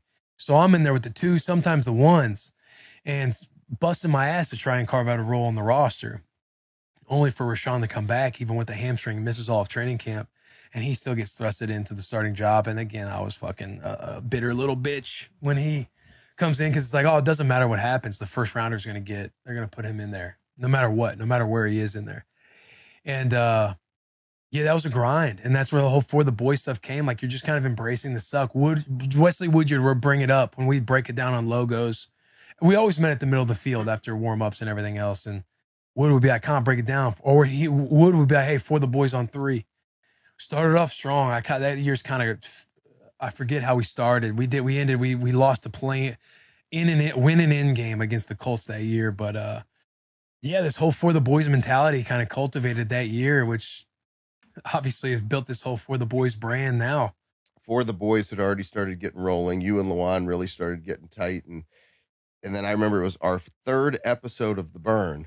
And literally on that episode, and we're going to get you the clip for this, you literally talked about starting a podcast. And kind of back to the Dejan Gomes, I'm going to do, like, you always had these vision, but you followed through. And on the frickin' Burn, you were like, more players need to be doing this. Like, I'm going to be one of those players who actually starts a podcast and does this. And sure enough, Dog, look at what you've done. So that year, I didn't, again, when you're in that position, you need somebody to get hurt. You need an opportunity. I didn't get that. So now I'm 6 years in. How old am I at the time? 28, 29? I don't know. But that year, I don't get to play. And Charles, my wife, knows how much I was not having fun playing that year. It just wasn't that fun. I remember you had always said, I'm going to play till I'm 30. And you were like scratching and clawing to do everything you could just to get to that 30. Yeah. And I just wasn't having fun going into work. And, for whatever reason, like, it just wasn't an ideal year. Wasn't an ideal year for the boy. And I was a special teamer throughout the entire year. Rashawn or Wood, nobody gets hurt. They stay healthy, which is awesome. But again, you need somebody to go down and get a spot. And I didn't get in. I remember, Charles she's probably thinking of some of these days where I'm trying to figure out what I want to do. And I'm ordering these real estate books and trying to figure out, I'm DMing Airbnb hosts, get kicked off like 2 or 3 Airbnbs because you can't get in there and essentially just have messages about how are you doing this business without renting an Airbnb. So I'm getting kicked off at 2, 3 Airbnbs because I'm trying to figure out what I want to do. And I know when I was on IR in Washington, when I had that Liz Frank, I really got ingrained into the Bigger Pockets podcast. Shout out the boys at Bigger Pockets. I love podcasting, which is where this all comes together. So that year, still listening to the pods, and Charles had told me, like, do a podcast, just do it. Like Taylor would tell me, Derek Morgan, Logan Ryan, Kevin Byard, but you should have a podcast. That was in passing. And that was kind of the weird validation I almost needed from peers, because you want to listen to your people. Kenny Farkas, my wife is telling me this, like, people are like, take a chance and do it. Why not? And almost in the back of your head, you're like, you don't want to fail and you don't want to look dumb in front of the guys the guys that you're respecting in your industry. And all of that was kind of like some of the validation I needed to, like, okay, I need to start ideating some of this stuff. And so I started writing it down. Like, as much as I'm writing down some of this real estate stuff, I'm writing down the podcast stuff, what I want it to look like, because that's where I've always started, is writing things down, whether it's the football stuff that you've recapped and anything I've ever done, it's writing stuff down. It's like, what do I want it to look like? How do I want it to feel? What do I want it to be? How do I figure out how to get these pieces in place? If it's going to be, because with podcasting, it's production. There's a whole amount of things that you kind of don't know about going into it. It's not just getting on the microphone part, but, you know, I was inspired by guys like JJ Redick and the McAfees of the world, and these athletes who did and pivoted. But if I'm going to do it while playing, like figuring it out. And, you know, fortunately, Taylor had wanted to join in. He's like, if you're going to do it, like, I'll do it with you. Cause I had asked him and he was kind of on the fence about it. And I remember him being like, hey, I'll do it with you. And we shook hands at this Chinese spot. I was going to say China buffet, or Great Wall, best walk, Chinese spot at like 11 or 12 at night. It was after we lost the winning in game against the Colts. And we shook hands, and the next week he was like, hey, I'm leaving for California to go train, or Canada or something. I was like, I was like, hey, if you're going to do it, I'll wait for you. Kind of like Titanic. I will wait for you. But if not, I truly need to do this. Because again, jokes, better looking, you can shake more hands. You're funnier, better looking, can shake more hands when you have the shield on you. And getting done after year 6, there was that part of me that didn't want to do training camp anymore. I didn't want to be a 90-man roster guy trying to make it 53. I was over that. I was over grinding hard to do that. I feel like the resume I put together, the joy that was kind of taken out of it for me that year, you know, you're just like, if it happens, it happens. However, whatever my pivot is, I need to start doing it now, as close as I am. Because if that's my last snap after 6 years, then, you know, hopefully I get this thing going now. So I told Taylor, like, I need to do this now, but if you're truly going to do it, I will wait. Because Taylor had just signed a big deal to be the highest paid NFL player. So Taylor brought the juice of like that notoriety of a player on there, that we had this chemistry and relationship from the locker room that we wanted to bring the locker room to life. Be an athlete owned podcast, IP owned by athletes for the athlete. And thank God we fucking did it, right? Because then I got the balance, you know, year 8, year 9, all this stuff that's came about it. Which I have got to throw this in here. One of the things, I'll never forget this conversation. Going into year 7, you call me and you're like, bro, I'm not going to training camp. Well, you call me, you're like, hey, what's the deal? What are you hearing? Yada, yada. And I'm thinking to myself, like, man, I'm really not in the mental of this passion that Newman has at all times.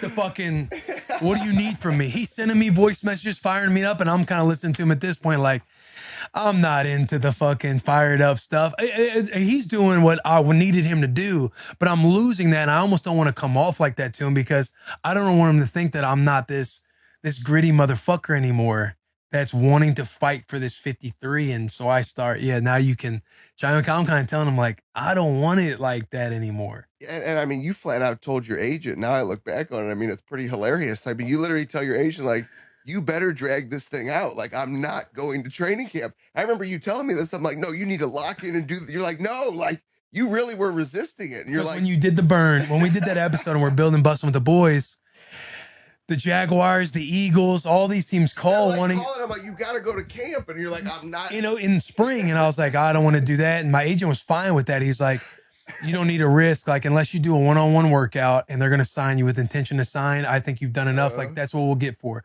In the summer, Saints called right before camp. Eagles again, they want to bring me in, and they're like, is it a group workout? No. So yeah, Neil was like, he would drag it out. I remember Avery Williamson tears his knee in New York in 2018, or this is 2019, and the Jets call, and I'm like, nah, I don't want to go to New York. And they're like, man, at some, when are you wanting to play? They're kind of questioning, because I don't really tell my agent that I want to drag it out as much as possible. I almost like not answering the phone because I'm like, fuck. Now I have to go back and play. I'm excited now about the podcast. I'm like, oh man, this is kind of dope. We've had on some cool guests. The Vrabel cut your dick off for a Super Bowl goes viral. Barstool DMs us, and the Saints call for a third time because I say no again. They're like, are you sure you don't want to do this workout in New Orleans? And I'm like, and my wife can tell you, I'm like, no, we say no. And they're like, all right, we'll make sure. They're like, it sounds like unless you're working out by yourself with the intent to sign, you don't want to go anywhere. I was like, yeah, let's do this as much as we can. And the Saints call for a third time. And I fly out there. Char knows I didn't want to necessarily sign. After the Sean Johnson interview, we sit down and interview Sean Johnson and Andrew East, Olympic gold medalist. Our first, one of only females we've had on, and the Saints call that morning. My agent calls like, hey, 2 linebackers get hurt in the second preseason game. They want you. You're working out by yourself. They want to sign you as long as you're in shape. And I had been training, like I'm keeping up with everything. And they need a guy for week 1 to start, like potentially start in their base package. And I'm like, fuck. So I don't answer. I don't call my agent back because I want to not only do the Sean Johnson interview, Barstool's flying in to meet with us that night about podcasting, about a contract situation or potential working together. So I don't call my agent back until like later in the afternoon. I'm like, oh, sorry. I've been working out. I've been like caught up, and I'm just like lying because I didn't want to have to get on a flight that day to fly out because I wanted to go to these meetings and do the podcast.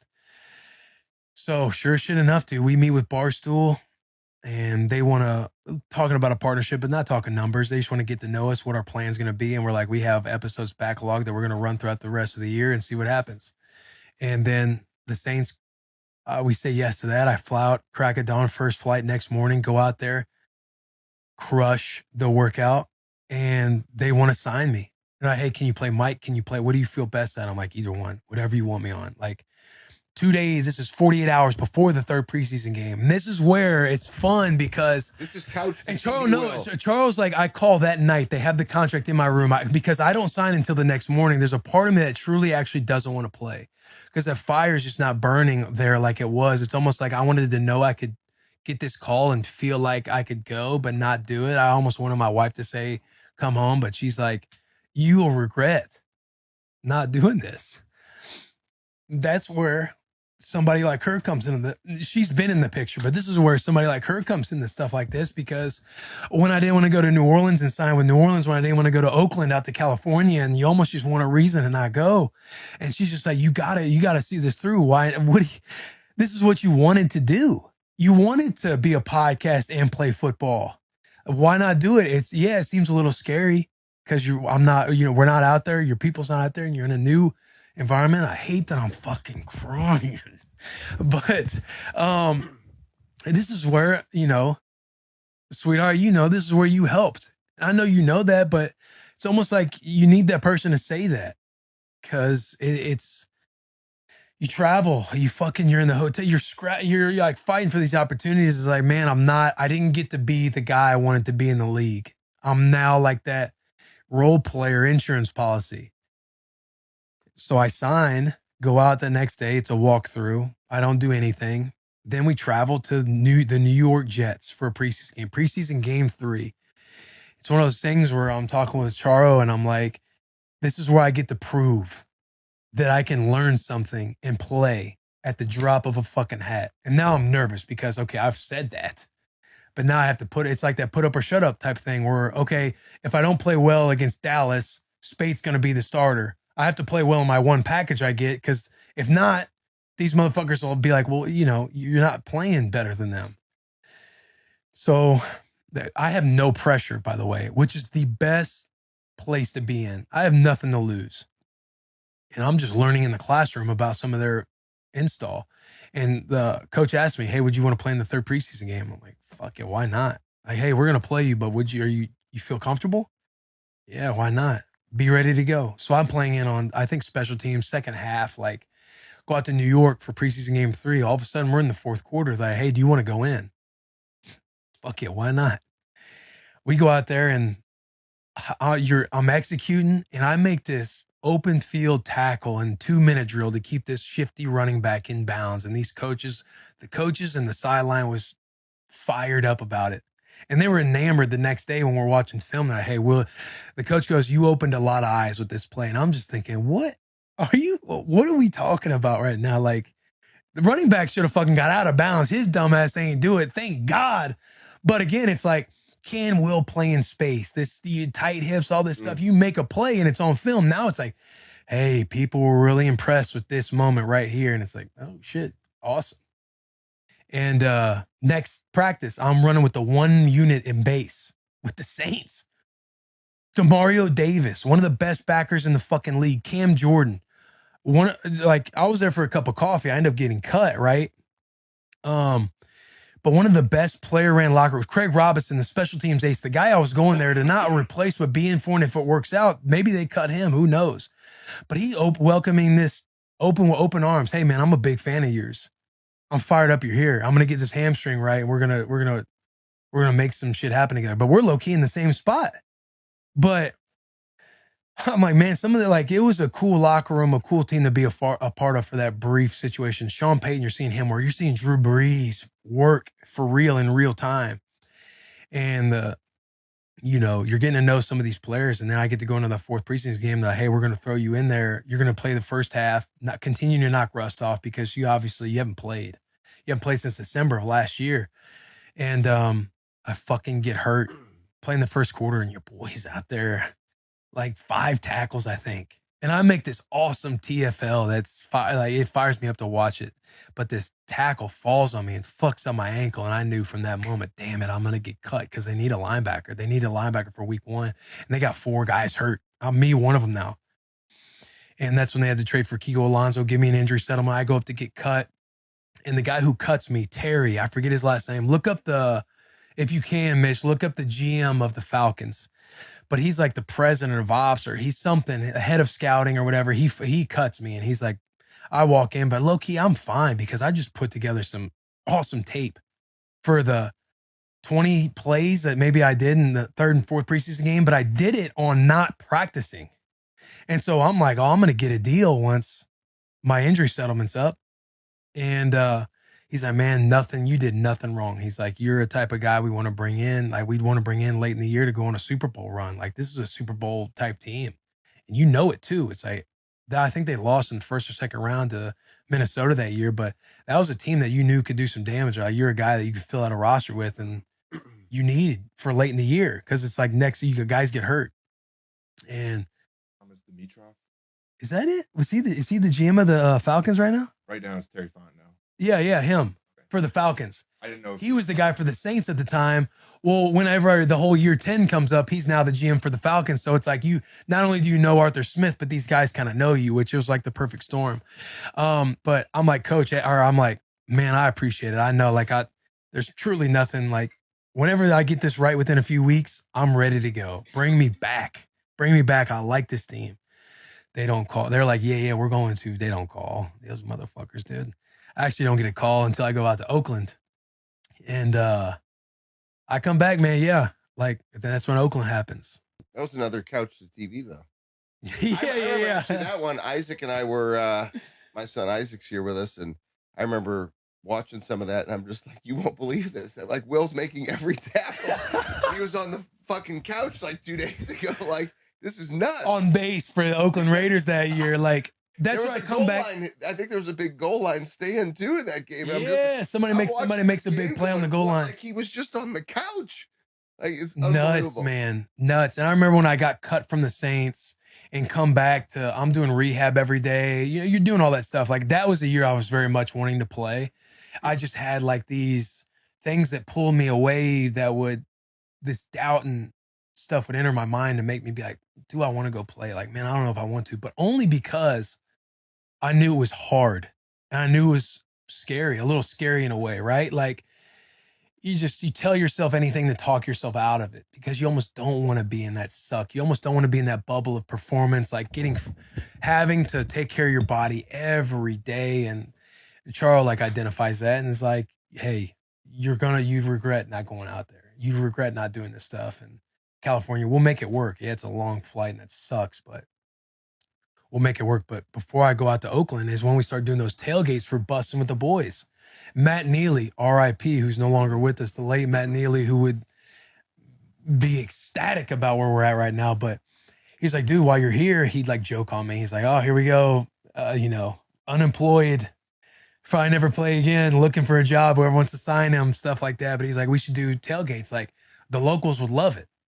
He's like, dog, they would love it. And fan base would eat it up. And he was somebody that was interwoven into the Tights fan base. And he's like, man, I'll get it towed out there. I'll figure it out. Put it all on me. Put it all on me. And so I'm like, man, how insane is this going to look? We're sponsored by a local Anheuser-Busch at the time.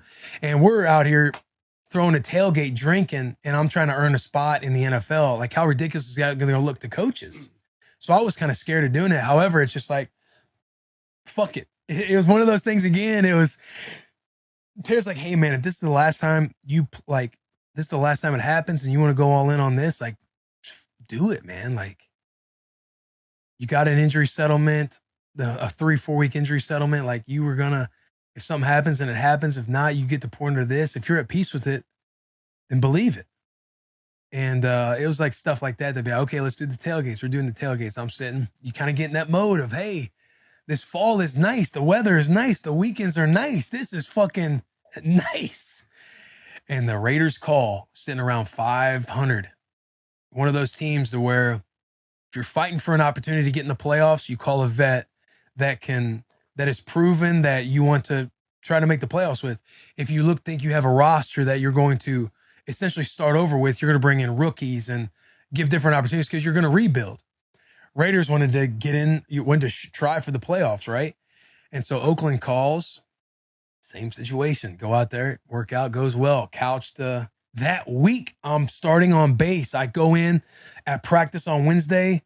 John Gruden, he's running these walkthroughs so I could kind of get some reps. And I'm out there playing base. Just a little small package for myself. Get like 4 tackles against the Lions that Sunday. And that year I was going into it like, Charles, like, if this is your last year, then so be it. Like, go, like, just have fun. And so I'm not taking care of my body. I'm rolling out. I'm doing the things in the building, but I'm saying I'm not anal about how on top of everything I need to be. It's more of like, let's enjoy it. If this is my last year, my young self would, all the stress that I always carried throughout my career, like, am I going to play this week? If I mess up, are they going to replace me? Am I good enough? Man, they want me in Spate to split reps. Does that mean they want Spate now? They don't want me anymore. Are they going to extend me? Why did they move Mason in front of me? Man, am I really not that fucking good? Fan base is talking shit about me. They bring in Zach Brown. Does that mean I'm not good enough? I'm finally playing, but, are they going to draft somebody? Even though I'm playing, are they going to draft somebody next year? All these insecurities I always had. It's like, man, just go have fun. And we go out to Oakland. I'm like, let's just play special teams, spread the good news of the boys, and try and get in another audience. Max Crosby knows who Bust with the Boys. He's like, oh, man, you're big time. And they're like, what are you talking about? He's like, oh, man, I watch him every week. And you're like, oh, that's kind of fucking cool. Max Crosby, who he is now, It's like, we hit it off. And dog, the fucking Mike Backer, Tahir Whitehead, who played well. There's some internal conflict with him in the DC, and there was just, again, right place, right time. And they didn't want him to be the Mike linebacker anymore. And they're like, hey, can you run the green dot? And I was like, yeah, I can run we can run the green dot. You need the green dot. And The D coordinator at the time was Paul Gunther. He was really good friends with Jay Gruden. So they knew about me. Like John Gruden, I sat with him as a Gruden grinder on Monday Night Football once and had tears in front of him. Right? Again, back to my crying. I'll never forget that moment when he did that. Was yeah. And so Coach Gruden knew about me. Obviously, Jay Gruden, you know, he's on those phone calls. He's a big reason probably why I'm out there. A lot of the staff they're in relationships with guys that I've been with. And so, man, I get to rock the green dot for like the last 3 games. And I think I averaged like around 9 tackles, man. And kind of have like a, defense plays well. I want to say we might have even lost 2 out of the last 3. And it was the stipulation moving up to it was that the offense was playing well and the defense just wasn't fucking cutting it. We got to shake the tree type of thing. Defense, we get some stability. We lose in other situations, but it's like people were in a good mood the way the defense was playing because ultimately the defensive staff's jobs are now safe for another year, it felt like. And so you feel like you're a big part of that. And you're kind of like, dog, I fucking did it again. Like, because there's a part of me on Tennessee, I didn't get my opportunity, and I wasn't really seen as somebody who could be looked to as somebody on defense. You go to the Saints and they're trying to implement you into the plans. You go to the Raiders, they're trying to implement you into the plans on week 1, seeing you as somebody that you were in Washington. You kind of get a little bit of that like mojo back, right? That love for it. And I'm like, man, if I'm playing like this and I was just, you can go. And I'm just rolling out in the room and trying to take care of my body, get some good sleep. And I'm living in this bullshit ass extended stay that smells like homeless people, cigarettes, and sex. It's like, dog, I might have just bought myself another couple years. Low key, I might have just earned a contract in the offseason. Didn't. But the Raiders, I might have found myself a home. I might be going to fucking Vegas next year. And they want me. John brings me into the office in the exit meeting, and he's like, you know how John Gruden, like, hey, Compton, man, you're not going to be a Hall of Famer. That's how he starts. Like, yeah, no shit. You don't have to say that. No shit, brother. You're not going to be a Pro Bowler. That one kind of touched me a certain way because I'm thinking like, yeah, probably not, but why the fuck would you say that type of thing? Like, fuck you for saying that. And he's like, we want you back. I'm going to get in touch with your agent. We want you back because you won the job late in the year. You came in, drop of a hat, all of it. We want you back. We go into the summer and off season, they signed Corey Littleton from the Rams, spend like $50 million on this, maybe 30 something. I could be over exaggerating that. And then 10 to $15 million on Nick Kwiatkowski, good Mike backer from Chicago. And that is like, I'm thinking, what in the fuck are we doing? Spending all this money on these backers. I get we might need pieces, but why spend that when, your boy's going, I'm going to give you a discount. We can make this thing shake for something smaller, but I'm thinking like, okay, I'm not going to be the starter or even come close. Like they're paying them starter money. And so they come to me and offer me a minimum deal, 0 signing bonus. And I'm just thinking, I don't get, dude, fuck you. And I was like, the whole mindset is, guys, last year I went in the Saints and played without doing any practice. I came to you guys and played without doing any practice. I'm going to do the same thing this offseason if it's for a minimum deal. There's 0 upside for me to leave. I'm going to do busting with the boys and not bang and put wear and tear on my body in a training camp or in OTAs unless there's incentive. And the DC Gunther is like, they moved to Vegas and like, man, we fucking, COVID's happening. Like, we need you here. It's like, well, show money that says I need to be there. There's no reason for me to sign. I'm not doing it. And I get on the phone with Gunther and we're going back and forth for a while. And Gunther, he was awesome about it. He's like, man, I don't control. And he's trying to frame it to where he goes, man, you got Aguilar, who was a 2nd round pick, I believe, maybe 1st round, who signed from the Philly. He's signing on a 1-year minimum deal. You got Prince Amukamara, Nebraska boy. Shout out Prince. He signed on a 1-year deal minimum. He was a 1st round pick. You're not those guys. But that one didn't phase me like he probably was hoping. I was like, okay, let's compare me to somebody in our room, Tyre Whitehead, whose job I overtook late in the year and won the job from, who just signed over $1 million signing bonus to go to Carolina. That's who we should be comparing me to. And we went back and forth. He's like, man, can you get on the phone and call Jay Gruden, call John about this and say the exact same stuff? Because Paul's just wanting me back, but he can't make the decisions. He's like, man, can you say all the same stuff to Gruden? Because he's like, man, we're sitting here arguing back and forth over why isn't Will Compton here? And he's like, over somebody that's not going to be he's like, no disrespect, not a lot of amount of money. Why are we arguing about this? Why isn't he signing? Why doesn't he want to be a Raider? Does he even want to be a Raider? And so John calls me. My family comes in. We're about to go down to Chattanooga for some whitewater rafting. And family's in town. Coach Gruden gets me on the phone. He's like, Will Compton. He's like, you're harder to sign than Keyshawn Johnson, man. And I laughed. I was like, Coach, how you doing? And I was like, yeah, I'm sure you're offering more than a minimum contract and a Subway gift card to Keyshawn Johnson.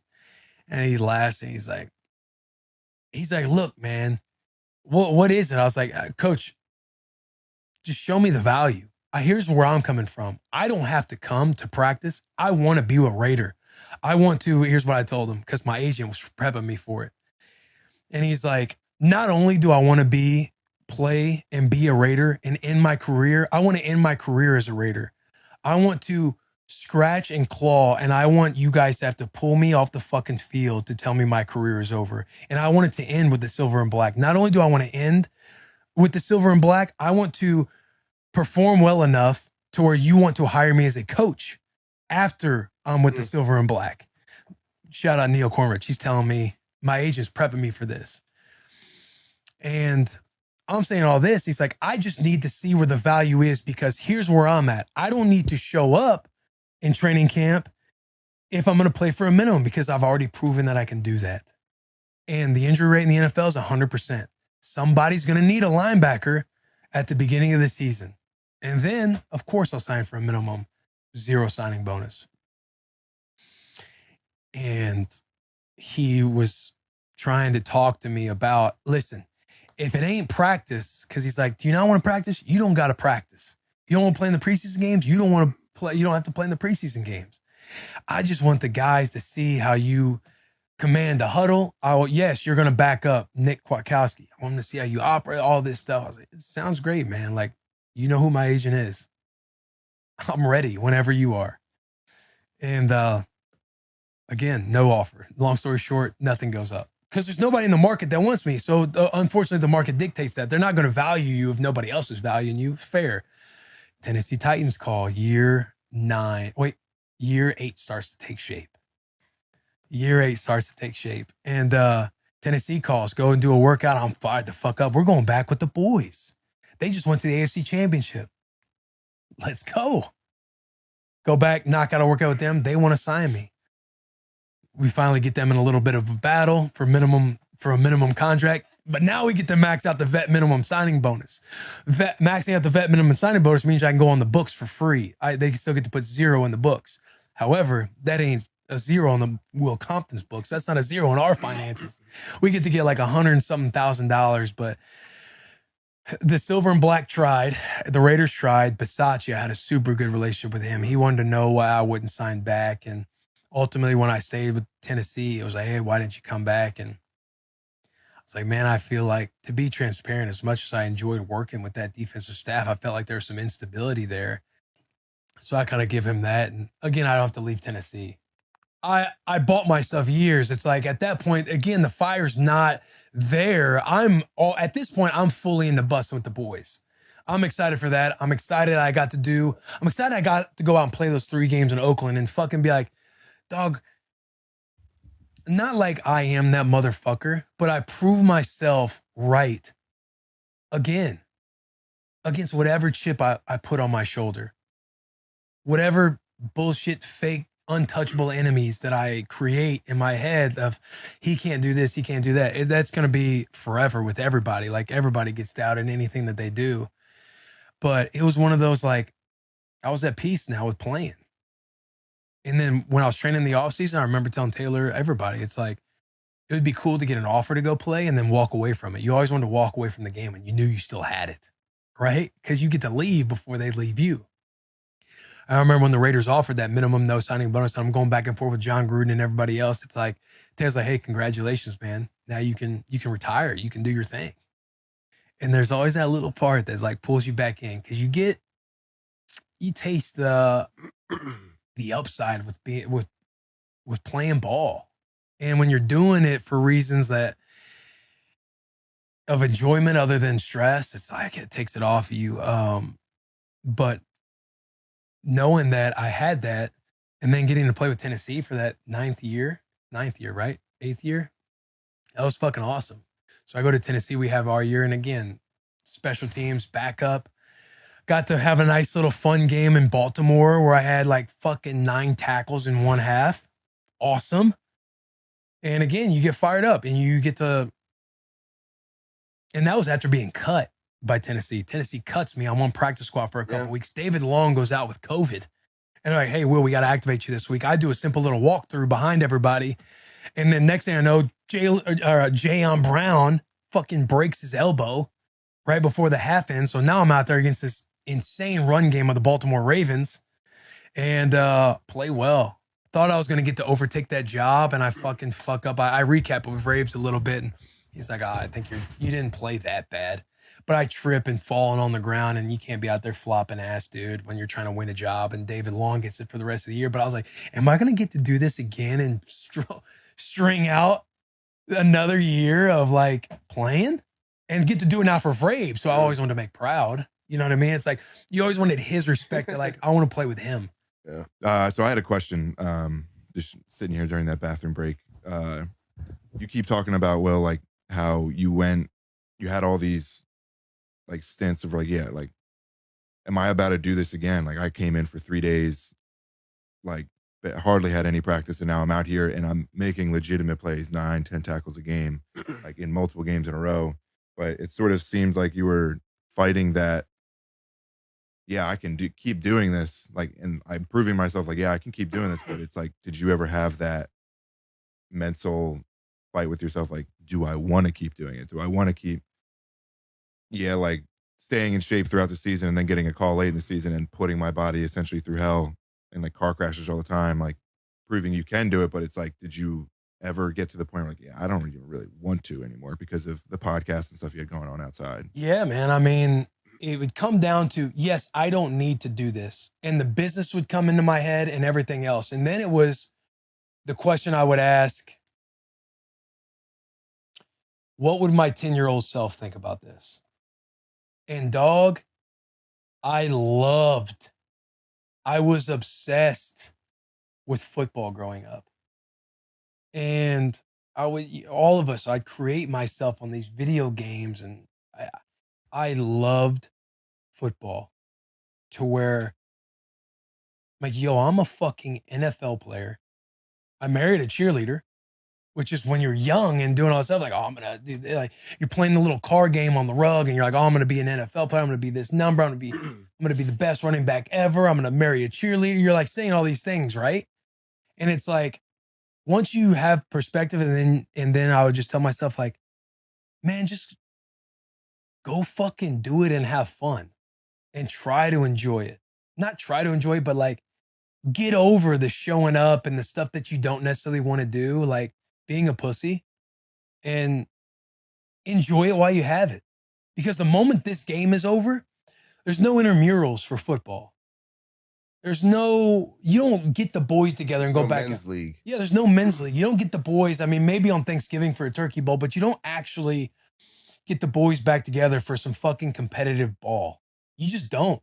When football ends, it's over. It's done. Everybody has to retire at some point. But I'm sitting here balancing these opportunities of, yeah, I don't have to do it. And it got to a point to where it's like, okay, I can make more money doing this. I'm making more money doing this than playing. And hey, why risk it? You know, you got the brain stuff, the body, like you could you go out there and risk. You're going up against motherfuckers that are at the bottom of the hill, hungrier than you, young, bigger, faster, stronger, darker. And it's like, there is an element to that, right? To where it's like, hey, why do it? You can do this. But man, when then you're bouncing the perspective of, but you also have the opportunity to go do it. To put on a fucking NFL helmet. And it doesn't matter if you're just playing special teams, but sit in and be in meetings and influence a couple guys maybe, but just kind of being the suck with the boys. You don't get that. You don't fucking get that anymore. You can try and create it somehow. I know we try to do cultural stuff with Bussin and everything else, but those moments, especially playing ball, like playing football and being in that shit with everybody, you don't get that. So when I am thinking about it, my wife is talking me into it, and you got to get yourself to that conversation. It's like, dog, fucking go play in the NFL until you can, or until the moment feels so right. It's just done. Like, you did it. So then let me ask you this question. It's done. Season's about to start. It's over. You're not getting what you just described. So how does that feel? I feel at peace because I've been ready for this moment. It's more so just putting it to bed. It's more of like, there's a part of you that wants to year 11, year 12, like wanting to be like 40 years old, saying year 18, like just joking around. But there's also that part of you that wants to do right by that kid that would run around the house with saying like, I wanted this face mask. Because Thurman Thomas had it on the Buffalo Bills. Why I like them, I had no clue. Then my dad turns me on the Dallas Cowboys when they were taking over in the 90s. And when they would win the Super Bowl, again, I referenced it earlier, but he'd get the VHS set, posters, and we love football. And I love football. And that kid who was inspired by the Walter Paytons, the Ray Lewises, all those watching the Miami Northwestern documentary, high school football, hoping like our team could be studs like that, like watching Tim Tebow come out and go to Florida, and you're getting to see some of these guys. You see the Rivals World, you see the headlines, the hard work that some of these guys put in, and man, I can be that, I can do that. And you want that dream of the NFL forever. And again, it's like you wanted to emulate all your favorite players growing up with the face mask, with the swag, with the gloves, with the Friday Night Lights being Booby Miles on your high school team. Like, you want to do right by that kid. And like, man, you really fought your ass off, and you have a career that you should be proud of. And I do use humor a lot to defend or deflect insecurity at times of being proud of my career, because you see like, oh, you ain't no good, you're not going to do this. And it's like, yeah, I mean, I might not ever be one of those greats, but I'm going to say something to that regard, because, it got to the point, I think, after year 6 where you had grown so much in your development to where, yeah, I would still leave you the voicemails and things like that, but it wasn't needed as much. And then, you did start to defend the with kind of what you're explaining here. You're not allowed to speak for a second.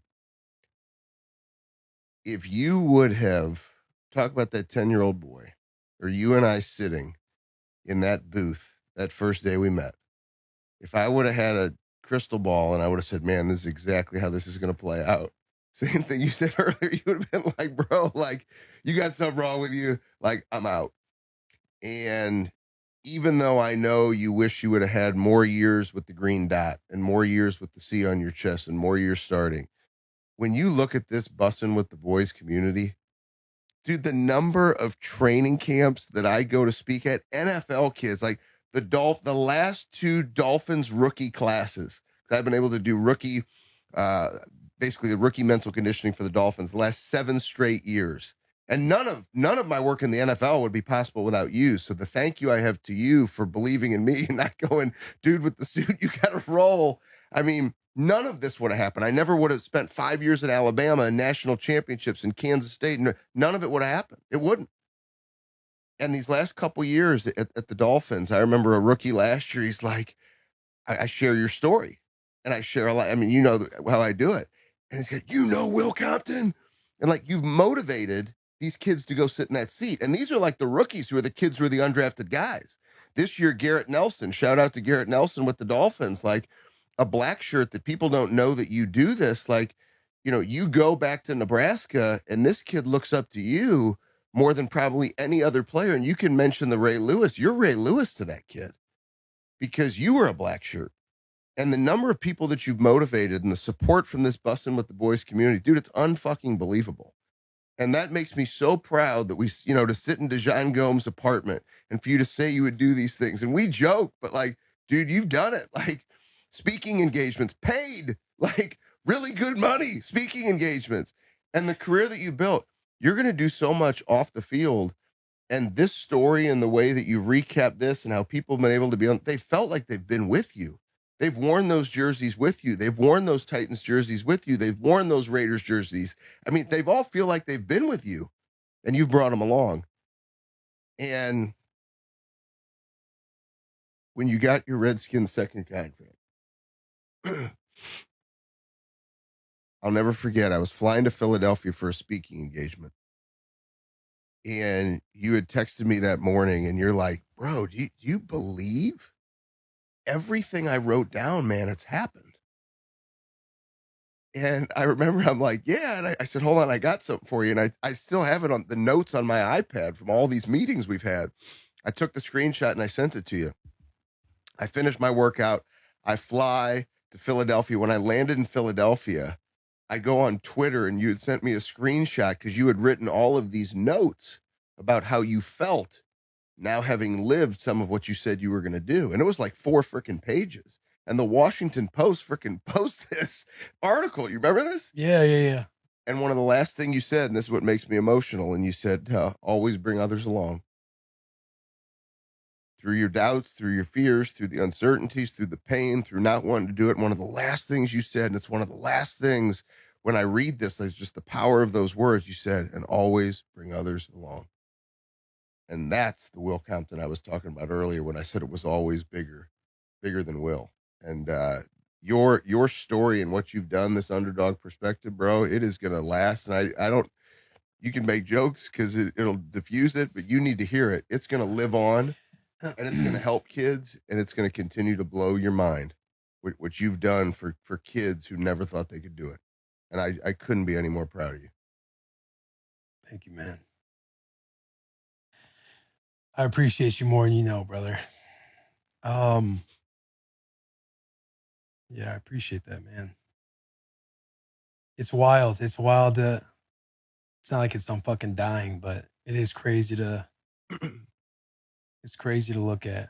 And to your point, it's almost like why you want to do this, right? Is for those guys, it's the guys who play on 4th down, the practice squad, the backups, the ones who lay up restless, wondering if they're going to make a team. And the overachieving motherfuckers out there that, don't get the press conferences when they're done and who don't have any, like the platform, and you get forgotten, right? Get forgotten quick just because you're not you're not one of the greats. You're not in the Hall of Fame and, the backbone of the NFL, those piss and vinegar, gritty motherfuckers. It is fun to talk about this stuff because that's what I feel like I come from. And so as bittersweet as it is, like I'm ready for my next chapter. And it's just fucking cool that I got to play this long because I never thought that I would. And honestly, like me on paper, a guy like that doesn't.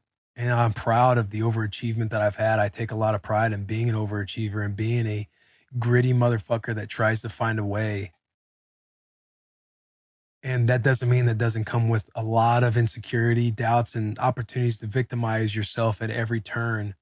But it's at those turns that hard decisions have to be made, and you have to fully commit if you're going to make any progress. And it's fun to look back and know that I did that I fucking did that. And it's just cool. It's just cool. Like my young Willie B, as my dad would say, would think he lived the coolest life. Now it's time to pour into the teams of Bussin and Home and Barstool Sports and all of the adventure ahead. But this has been awesome. Thank you, man, for doing this with me. Thank you for having me. And thank you to everybody who stayed in. If you stuck around the whole time, man, thank you. To myself, if you're watching this one day and you can't remember some of these memories, it's time to fucking It's time to get on top of that shit, brother. It's time to get on top of that shit. You can't let there and just let your brain melt away. You got to be intentional, be active, be active. And if any family's watching this, you know this. If you're watching this before I'm watching it again, help my old ass out. But legit, like looking back, listening to these stories and everything else, I think the biggest takeaway outside of belief and, you know, writing shit down and the process and, you know, living up to a certain standard and having that good self-talk, those action steps, all of that shit. I think aside from all of it, you finally get to where the dust settles, it's all over, and you either live a life of regret or a life of gratitude. And you want to be able to look back on your memories and what you accomplished. You want to look back on them fondly because the game ends one day, man. The game is not forever. None of it's forever. All of our phases, right? But the game is not forever. One day is going to be the last time you ever practice. One day is going to be the last time you ever snap on a helmet. One day is going to be the last time you hug your teammates. And you might not even know it's the last time. And I think it's the same for every phase in our life, right? None of it lasts forever. Your high school days, your own glory days, college, your group friendships that you had, all of your relationships, right? The career, the dreams you might have captured for a fleeting moment. It feels fleeting when you look back on. And you just want to know that you enjoyed it while you had it. And I enjoyed it while I had it, man. And it's really fucking cool. And when that forever does knock on your door, you want to be able to close that door and look back at it all fondly and know that you gave every fucking ounce of yourself. And I did. I think I got everything I fucking could out of my genetics, all of it. I think I got every ounce of myself out of myself for the career that I had. And that's ultimately, that's what I wanted. And it's bittersweet, but I'm excited for the next chapter, this game, this process, all of it. It's all set me up for my next chapters, and I'm excited. But yeah, man, it's not forever. Enjoy the moments that you do get with everything, with what you love, and be able to look back on them fondly and with gratitude. But shout out to you guys. Big hugs, tiny kisses. Be a fucking wolf. Hey, Willie B. Well, my favorite daughter-in-law of all time gave me an opportunity to say a few words. So I was thinking today, going through a lot of memories, and I found a letter I wrote you when you first went to Nebraska. I don't know if you ever read it or not, but it's crazy looking at it and seeing just how things came to fruition and more. But I want to read it to you. It's been a wonderful journey so far to watch you grow into the great young man that you are. I look at you and 1,000 memories flood from my mind. From you gumming on my carrots as a baby, playing for hours in the backyard, pretending we were the Dallas Cowboys, playing with the Ninja Turtles. I don't know why in the hell I put that in there. Our 3-play Will left, Will right, Will up the gut flag football team. I think we won every game, by the way. Wrestling, the RJFL, stellar performances on Friday night. I could go on and on. Your mom and I knew from an early age, Will, that you were special. We knew that you had a gift. I know many times I was hard on you because it actually frightened me at times that what to do as a father is someone with your attributes. I thought it was my job to make you tough as quickly as possible. And I'm truly sorry for those times. As the father of my first son, I made many mistakes. as in the poem entitled Footprints in the Sand, I'm sure there was only one set of footprints many times as his father, because I know God intervened. The way you have turned out is proof of that. I'm very proud of how you have handled things through high school, such as saying no to temptations and handling conflict without physical confrontation. Maybe that's not all that true after I've heard some things, but you made it cool to do the right things most of the time, and you have been a great leader for many. I'm also very proud of how you grasped the opportunities set before you and made the best of them. It's also made me very proud of how you conducted yourself with other adults. Your character, fortitude, and leadership will take you as far as you want to go in life. For the few mistakes that you made, you learned from them. In moving forward, grasp every day with passion. There will be days where you're going to hate it and feel like giving up. At that moment, look up to the sky, smile, and ask for more. Learn to love the feeling, the grind, as you always called it. Thank God that you have been fortunate enough to be put in the position to endure. There are very few that do, and that's what separates you from the good and the great. You have great people around you to help you. Above all, keep God in your life. Read something spiritual every day and pray.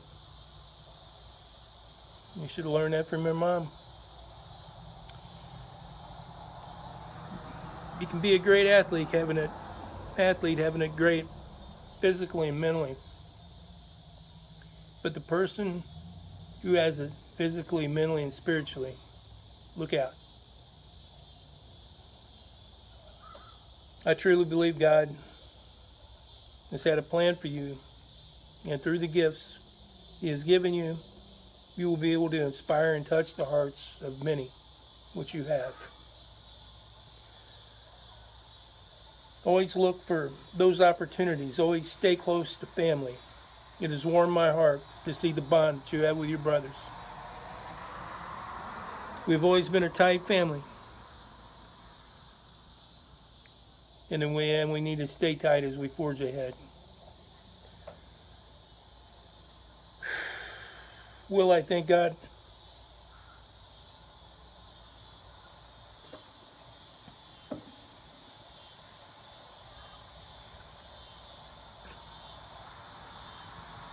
every day for enriching my life with you. You've been a true blessing. I can't tell you how much I'm proud of you. I know your mom sure still is.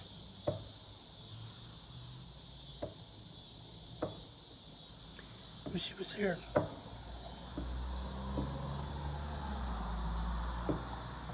Thanks for being you. Yeah, it's crazy. I mean, from backyard football to 9 years in the league, one of the best pods out there. Yeah, I can't tell you. I can't put into words how proud I am. I love you, son.